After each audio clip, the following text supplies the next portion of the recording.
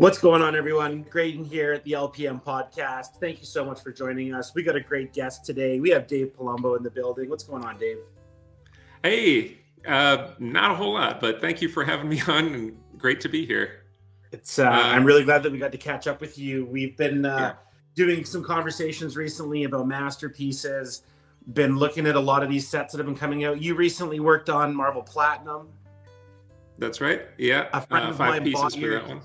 A friend of mine bought your Human Torch painting, and it was a really beautiful painting. Thanks. Yeah, one of my favorites, and I was so happy that Fantastic Four is back on the table for Marvel cards. Absolutely, I think a lot of people are really excited about that. Yeah. How many pieces did you do for Platinum? I did 5 for Platinum. Yeah. And that's a small number compared to the size of sets you're used to working on. So that's kind of nice, I'm sure. Yeah, well, they originally were checking in if I was available. They asked if I wanted to do 3, and I said I'd be up for 5 if they could, spare those. And so, yeah, I was happy to do it. Yeah, so you mentioned Human Torch. The others were Doctor Doom, War Machine, The Thing, the creator variant of The Thing, and Ghost Spider, which is Spider-Gwen. One of the things that we've been exploring in the podcast in this new season is original art being translated onto cards. So there's comic books out there where the images are removed from comics and used in Marvel cards. There's original art that's being used from artists like yourself. How do you find the artwork translates over to card form? Sorry, something is falling off my wall, but I don't think it's... Give me 1 second. And we're talking about the original paintings that you've done. How do you, when they translate over to card form, does the image go over well? Do you ever feel like there's something lost going from the painting to the card form? Are you the one doing the scanning? Is it somebody else? How does that work? So I do. I photograph all my pieces and send everything digitally. And I think that is, at this point, I don't know if anybody's still sending originals in. I mean, that was the standard back in, the previous century. But I think these days, it's really, if anybody's still doing that, it's the folks who just never stopped doing that. So I have a certain amount of control over how the image is going to look because I'm delivering them that file. But I truly don't know how it's going to print, and I don't know how it's going to be even received because I'm not sending like match prints. And there's always a chance that my calibration might be different from theirs in a way that is significant enough that it might show on the card. That said, I don't know that I can really think of any, especially of any of the Marvel cards. I don't know if any I can think of that printed in a way that didn't look the way that I had hoped and intended. The biggest challenge is really just that they're so small, trading cards being just a couple inches. So it's really, the trick is just planning from the outset. Some of those masterpieces and I think all of the Platinum pieces were 18 by 24 inches, which is pretty big for something that's going to be reduced that small. Yeah. But I do my, this is a little 5x7 panel, and that's what I do my sketches on. And so, I like to start with thumbnails and start with relatively small sketches, because then I'll know if it works this big, then I can paint it large and get all those details in. But the important stuff, it's going to read when you reduce it back down again. Right. You brought up something really interesting, and that's that back in the day, artists would, like Joe Jusko, would send in paintings. Frequently, these paintings would not get returned. Yeah, unfortunately so. And what a wild, I mean, that's so wild to me that to put this work in to produce this painting, for them to produce a card, and then for this painting to get lost in the wild.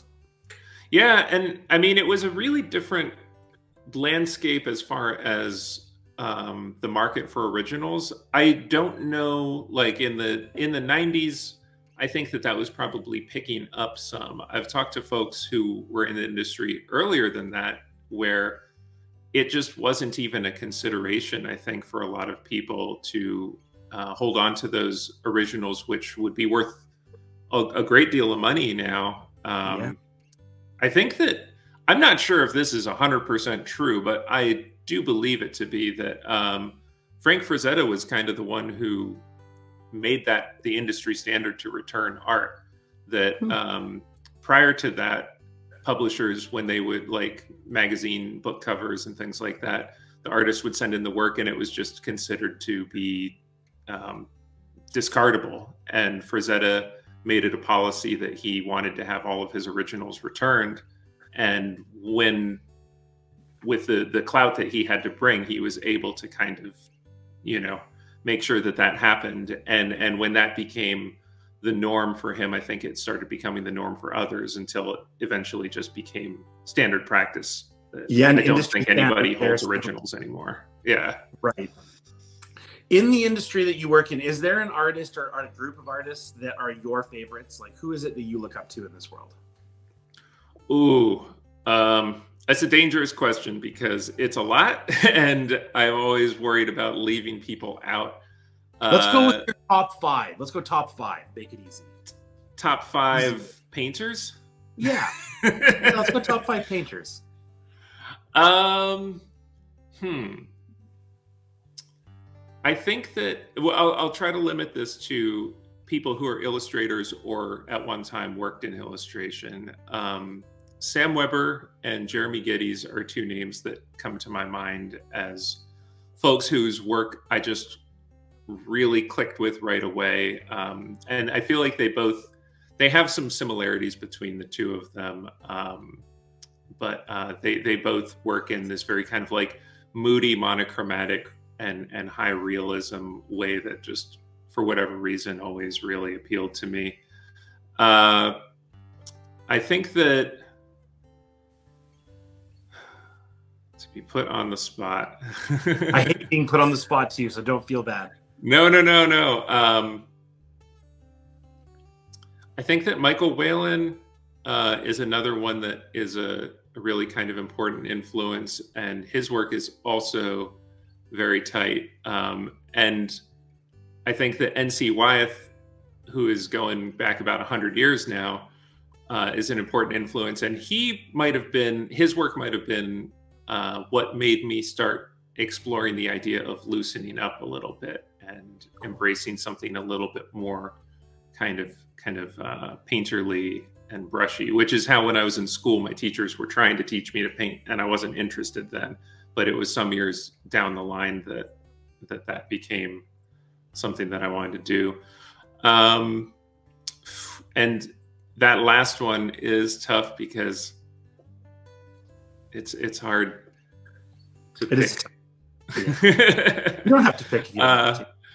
But I will say just some others. I'll just throw some others out here without going into detail. But of course, Frazetta, San Julian, Jeffrey Catherine Jones, Donato Giancola, my folks, obviously.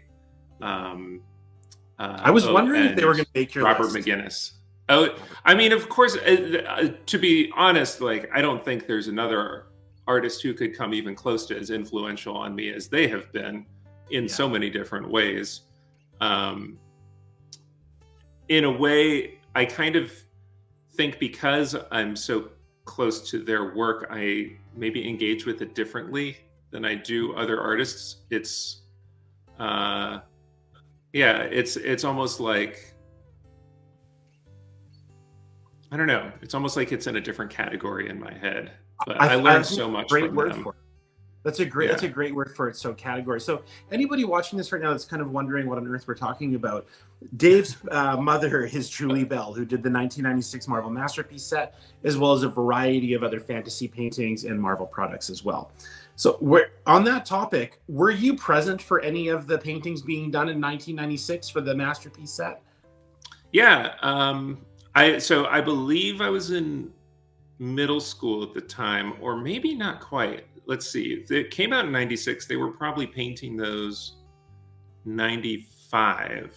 So yeah, I would have been probably like 8th grade or something when that was going on. It's a great age to be. I miss 8th grade. It sure was. I remember, yeah, because they started getting involved I think that my mom was on the 93 Marvel set. Is that right? She did maybe like a handful of cards for that. Yeah, I would say so. And I remember getting to go to conventions, and like at that age, just going to comic conventions, especially, they were often like guests or something. So I would get to like meet people that I probably otherwise wouldn't have gotten to meet, or just get to kind of like, just a lot of access that for a kid that age was really, really fun and exciting. And I do not take that for granted. It was, yeah, it was a wonderful age to be at when that was going on. And I think that I was on, there was some card, it wasn't part of the Masterpieces set, I don't think. Maybe it was. I think there's a card that I'm on, but it was for a character that I'm not that familiar with. And so I'm embarrassed to say, I couldn't tell you who it was. I'll have to look and email you later. But yeah, it was really fun to just kind of like watch that happen. And I mean, I grew up with Marvel. My dad was a big collector, and so from a really early age, Spider-Man and X-Men were the books, and Excalibur, which is cool. Not as, I think, I don't know if people still know Excalibur anymore, but that was one of my favorites for sure. And so yeah, it was also fun like watching them work on their set and kind of getting to share my opinions on how this character, that character ought to be depicted. I don't have a lot of specific memories of this, but I definitely remember like just seeing what they were doing every day and watching as those pieces were being produced. It was really exciting. I think that's really, it's really interesting to be a part of that in a different way. Do you remember what the first published Marvel product you were a part of was? Like, what was the first piece of work that you have published with Marvel? Yes, it was a cover.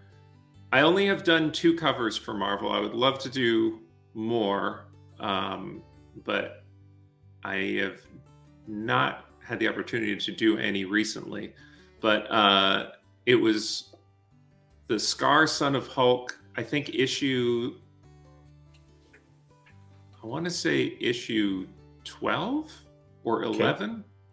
Okay. I did that and the following issue. And I think the book didn't make it too much past that. But no, I met one of the art directors. This would have been in like 2011, maybe, ballpark guess. I remember I was at an event in New York and just happened to get to meet one of the editors and got to talking. And yeah, it led to doing these couple of covers, and I don't know why things didn't continue after that. But yeah, it was really fun. I think at the time, painted covers were not as common as they are now. But I think it was more than that, just that I was still relatively early in my career, and I didn't silence my phone before getting on here with you. I didn't really have very much experience in comic books. Even though I grew up loving them and everything, like my career started and moved in the direction of book covers and gaming cards and things like that. And something that I learned around that time was that working in illustration, it kind of seemed to me like all the genre illustration is basically the same. And it's actually like there are very kind of particular needs to one type of a client versus another. And I kind of have a feeling looking back that those covers I was doing for Marvel, I was thinking of them very similar to how I might approach like a Magic card or something. And I feel like if I were to go back and do it again, I might approach some things differently that might have been maybe more kind of in line with the comic book style, which I just wasn't as clicked in with at that time. Interesting. Something that has been a topic of recent conversation with a lot of artists is AI. And I wanted to ask you about how you feel about this world where AI digital images are creeping into the world of art. Do you want to talk to us a little bit about that and your thoughts on it? I have spent almost my entire day today writing and recording video on exactly this topic for some other stuff. So I am prepped for this question. Fantastic. General feelings. I am pretty opposed in every possible respect, and in a way that it's very broad to just say what my general reaction is, because we can approach this from the point of view of the kind of ethical and legal questions. We can approach it from the point of view of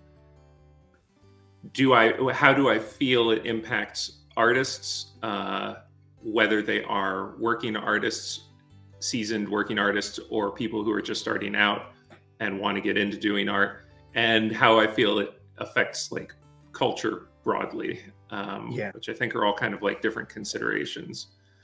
I don't know if there's one of those in there that you feel more curious to talk about. Just to kind of I want to let you follow your train of thought here. I want to let you run with it, because how I've been seeing a lot of the AI conversation going is that there are so many talented artists within collecting, within fantasy images. And, I think that a lot of us have such an appreciation for the work. And now that there's been AI generated images being used as source material by some people for creating images, I think that there's a lot of feelings going around about it where it seems really unfair that this knowledge and education in illustration and art is being somewhat what's the term for it? It's being diminished by people being able to plug in keywords into an AI program and then replicating that image, and it's not fair, and it's kind of terrible.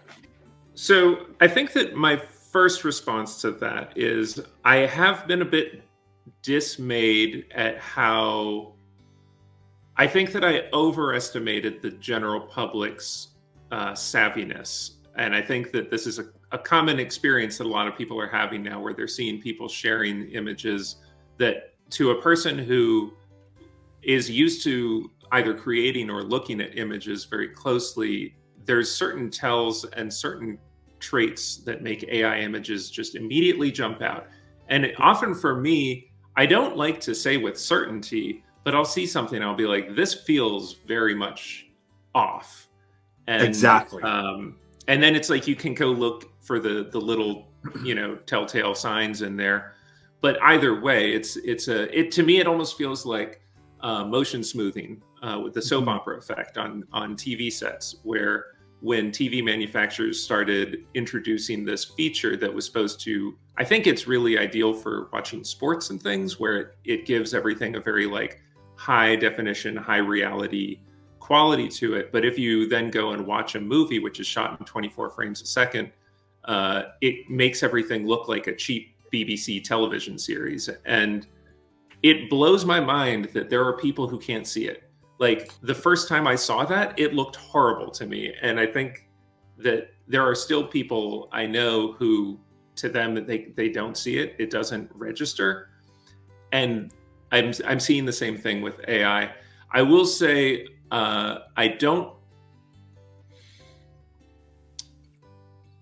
I'm less pessimistic about it now than I was a year ago. If we were talking about this back in April of 2023, when all of this was still like just emerging, I was deeply concerned. I think that there are a lot of signs for optimism now that in the year that has happened since then. Among them is the lawsuits, and among them is a lot of companies are making policies that, at least for the time being, they don't want to have anything to do with it. The copyright offices have maintained a pretty firm stance that you can't copyright a work that's not created by a human being. Right. And so that right there creates, there are certain industries where that doesn't matter. If you do editorial illustration, if you work for like, you know, Time Magazine and National Geographic and publications like that, where I don't know if these specific magazines have any policy on this or not, but just in general, if you're working for periodicals, they don't care if they own it. Right. And so those artists are at higher risk. Artists who are working with intellectual property holders absolutely want to own the images that they print. And so that by itself is a certain amount of protection for artists. But I think more than that, like a big part of, I mentioned I was writing and recording about this earlier. Somebody actually posed this question to me recently. I was talking about a job that I had recently worked on that I ended up quitting this job because it was just going in circles and I needed to cut my losses on it. And the person, like I mentioned that I had spent dozens of hours working on sketches for a project that ended up going nowhere. And somebody asked me why I don't just do my sketches with AI, because it would save so much time. And my initial response to that was just, I don't want to have anything to do with AI. It really isn't going to benefit me. But you asked the question a moment ago about artists who incorporate that into their process early and then maybe kind of like develop on top of it or from it.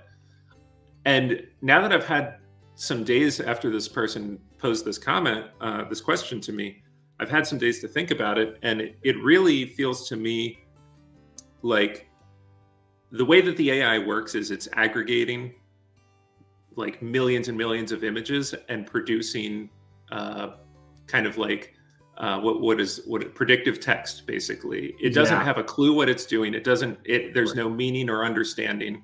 It's just looking at pixels and trying to give you pixels that basically match what you're asking it to do. Right. And so it's a sort of like an averaging.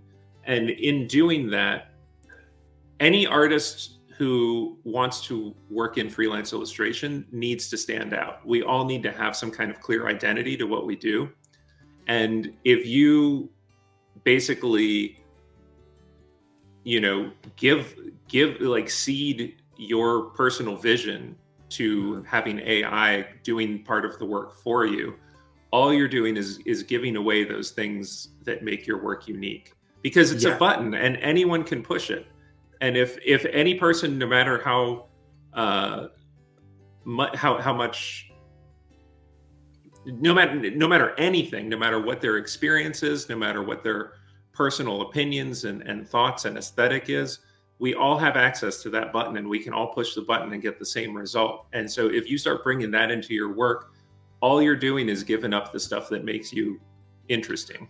And I agree completely. So I mean, these initial, I mean, if you're a landscape painter, if you're an illustrator, and everything in between, your original sketch is the foundation of the composition that you're about to produce.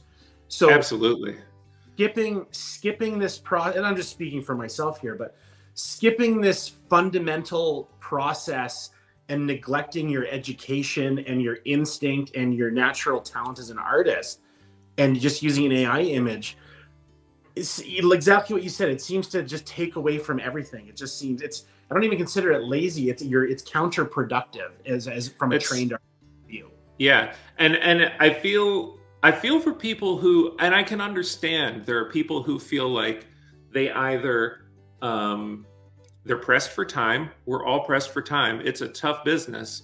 And, or they feel like there are certain things that they are insecure about their ability. And they feel like maybe they recognize that if AI is an average, they feel like they're below average in some place and AI is going to help them out, but it's not. Yeah. And what you said, about it being the foundational step of any piece, those early stages. I mean, if you let the AI do your sketch for you, what's the point of even doing anything on top of it? Are you going to share credit with the computer program in the footnotes? And also just I mean, people complain for like all my life, and probably long before I was born, I think that there are artists in illustration who have complained about being treated like a pair of hands, where you've got an art director who's got some really specific idea and they are going to micromanage you into executing this particular idea, this visual that they have in their head, to the point where you're basically just a technician. You're not being allowed to do what an artist really should be allowed to do, which is creative problem solving and bringing your own perspective to the equation. And this is even worse because you're doing that, but you're being a pair of hands for the mindless machine. Yeah. This is so interesting to me. Do you feel as though there is a bit of an outing that happens of artists who become very obvious that they're using AI right now? Is there a stigma attached to the public finding out that a certain artist is using AI? I feel like it's hard for me to say what the public's opinion on this is. And to be perfectly honest, I hope that the public that this is something that the public cares about. Yeah. Because this is why we're bringing it up here.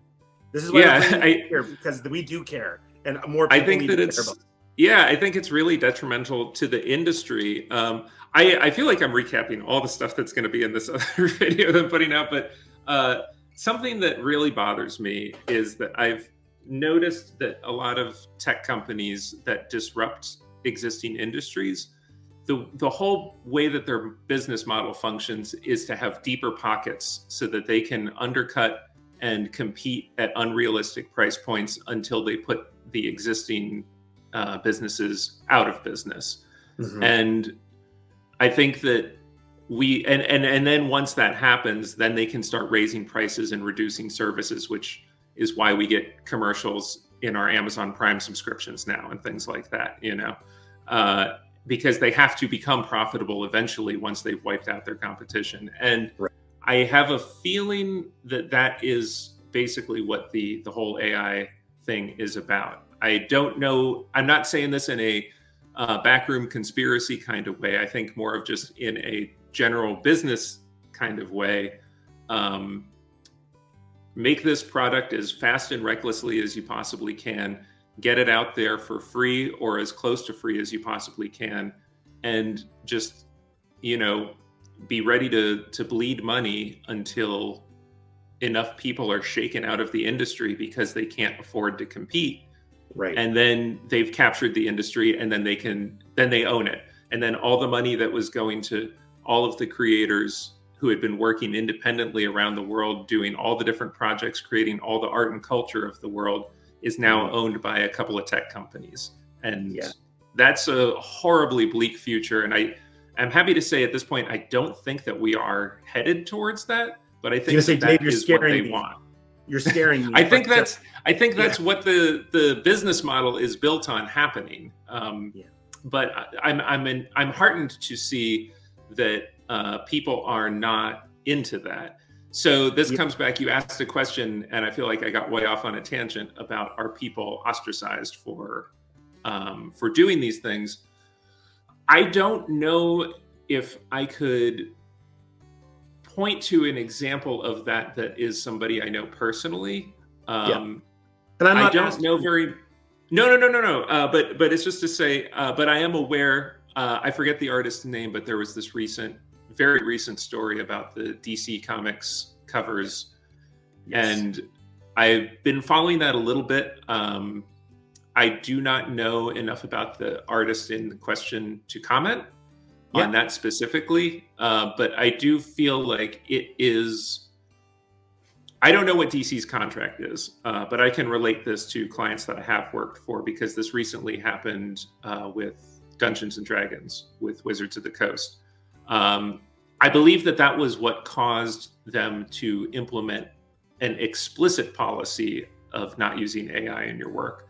And I know anybody who decides that they're going to go ahead and do that anyway, even if it violates the contract they signed, they are knowingly making a choice that's going to have probably damaging effects on their career. It's career suicide, as far as I'm concerned. Yeah. And so if a company catches, there was another recent thing that happened with Wizards of the Coast. It wasn't AI, but it was a plagiarism issue that just recently happened. And Yeah, it's just everybody scratches their head and looks at, they're like, this person clearly knows how to paint. Why are they just swiping pieces of other people's work and sticking it in there? It's baffling. I don't understand, unless it's like panic thinking or short-term thinking that a person feels that they can't deliver. I don't know, but it's just it's really sad to see it happen. And it is. I think that there are artists who expressed early on curiosity about it. I know at least one artist who I think continues to explore it in a way that I don't know if I really support, but I at least understand in the whole context of what this artist does, that they're doing it from a genuine curiosity and wanting to like play with something that's never existed before in the world. But I think the legal and ethical complications, even people who say they're going to train their own, it's like you can't train your own because it still uses the model. The model won't work without all of the training data that was already scraped off the internet. So yeah, I mean, I would personally not recommend people mess with it. You know, Dave, it's interesting. So the world has changed in such an exponential fashion. The world changes so quickly nowadays. So we were talking earlier about Marvel Masterpiece 2020 that you did during a very strange time in human history. The coronavirus was out there. The world was technically shut down. It was a very strange time. While you were painting masterpieces, I bet the last thing on your mind was, am I going to have to compete with artificial intelligence that I read about in Terminator? You know, like it's so amazing, the problems of today, and thinking, oh my God, what might be the problems of tomorrow, you know?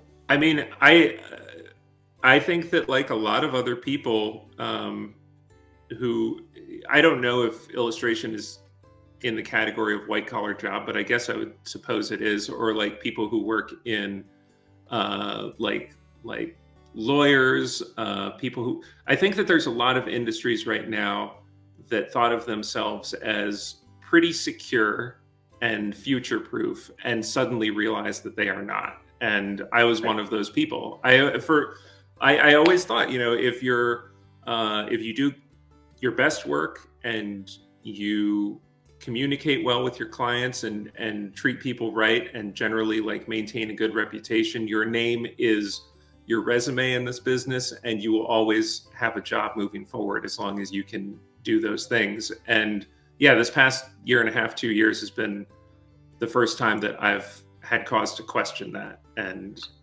the it's scary to realize that something that you've put so much into might collapse or evaporate.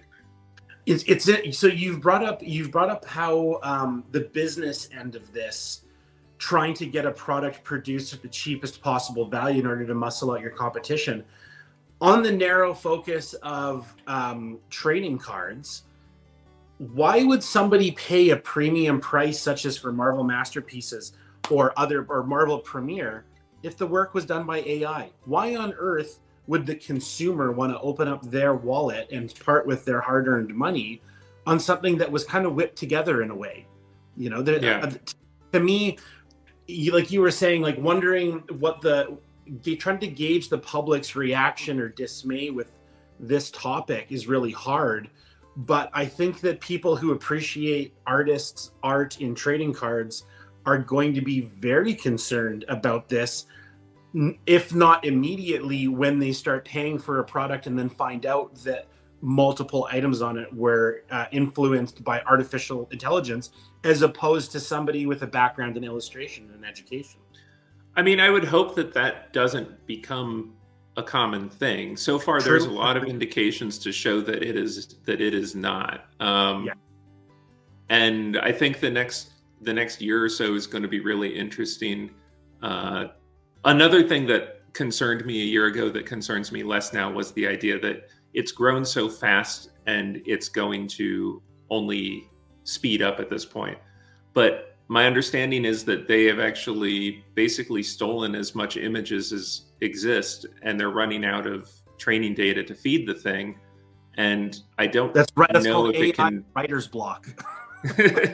I don't know if it can meaningfully continue improving at that exponential pace if it runs out of new data. And you know, with people, I think one of the things that we appreciate about art is that connection to the creator.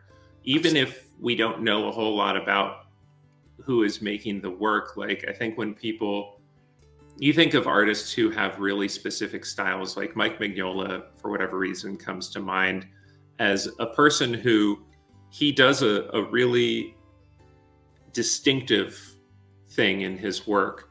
And it's something that therefore a lot of people try to copy, right, and fail. Like there are definitely a lot of people who are influenced by Mignola's work, just as so many fantasy artists are influenced by Frazetta.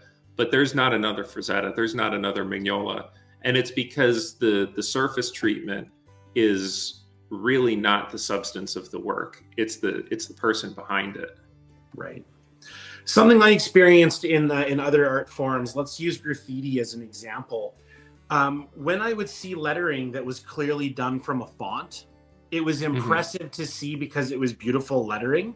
But in the street, seeing it as I'm looking for graffiti, not seeing that personal touch, that stylized lettering, and just seeing somebody doing a very well painted, but just a font, like, let's just use Helvetica, for example. Sure. It becomes immediately less impressive.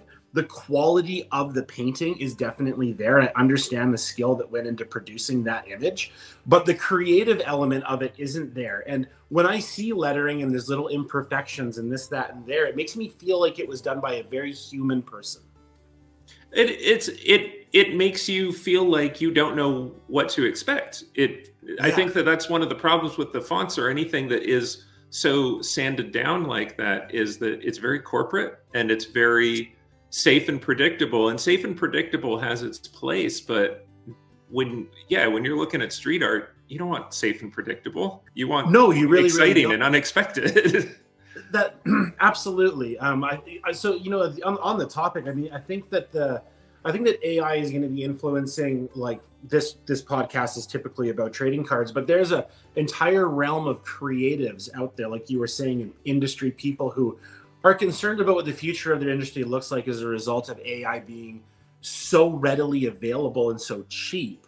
But I hold out faith in humanity as people and consumers, that people won't tolerate it. People, like you said, there's a time and a place for a safe generic space, but this isn't really it. The creative realm isn't the area we're looking to make simpler and more digestible or whatever, right? Yeah, no. And yeah, when especially I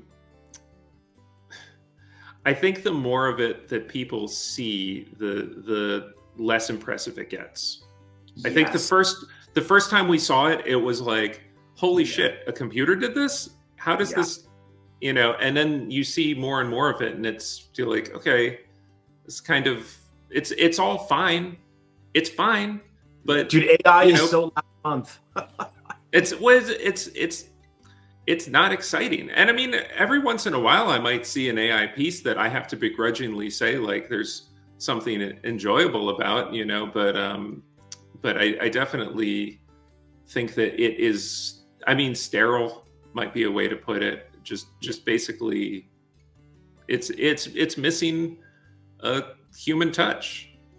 Maybe it's a great time in our history here with this exact topic coming up, where maybe a flip side of this is that people on the other side of it are going to end up valuing or recognizing that original image and the work that goes into that foundation more, because they got the opportunity to see what happens when it's removed. Yeah, I would hope so. And I think, I mean, I know it's changed me in that way. I used to be a lot more cynical about the whole concept of, like, how much, I don't know how you would put it, like how much like soul goes into a work or something like that. I used to kind of, as a, you know, commercial artist, maybe just roll my eyes a little bit about that. And now I'm like a hardcore believer. I'm like, oh, I've seen what it's like when that's removed, and it is, it's depressing. It's really depressing. And nobody should want to live in a world where all of our art, culture, and entertainment is just repackaged gray paste based on whatever stuff came before. You know, on this range, I don't want to keep you for too long, but what I do want to say is that I'm a firm believer that talent is a passion for practice. Talent is not necessarily an inherent thing. It is literally a passion for learning and continuing to practice something that you love doing. And there's no replacement for that. There is no, in my opinion, there is no shortcut. The quickest way anywhere is slowly, you know, that's the way it works. It's just the way it works, right? No, I agree with that 100%. Dave, I really appreciate you having this conversation with me. I'm very interested in the future. I'm very interested in the future, and not in the context of what 4 years, 5 years down the road looks like, of what this year looks like. There's so much that's going on in the world. You know, I'm just so interested in all of it. I'm taking it in daily and just trying to manage it all. Yeah, likewise. Yeah. Well, before we wrap up here, I just want to flip lanes on you here. What do you want people to know about your next projects coming up? What do you got on the go? Where can people find you? What do you want them to know about you right now? I've been getting more active on YouTube recently. I'm trying to be weekly on there, and that's a lot of process content, thoughts on art, thoughts on creation. If you want to see some of my Marvel paintings get painted, I've been sharing some of that work up there. Projects wise, I'm working on a bunch of stuff I can't talk about right now. So I'm trying to think, like, what was I working on a year ago? Flare's coming out soon, and awesome. I've got a bunch of pieces in that, more than I had in Platinum, and some stuff that I'm really excited to finally be able to share, because I've been sitting on those for quite a while now, and can't wait to see it.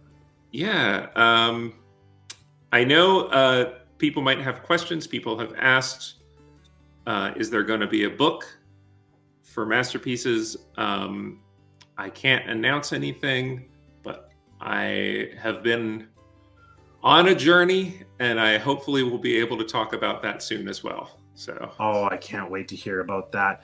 So you did mention you have a YouTube right now. Sorry, what is the YouTube channel so everybody knows? Oh, it's at DV Palumbo. So D as in David, V as in Vincent, Palumbo.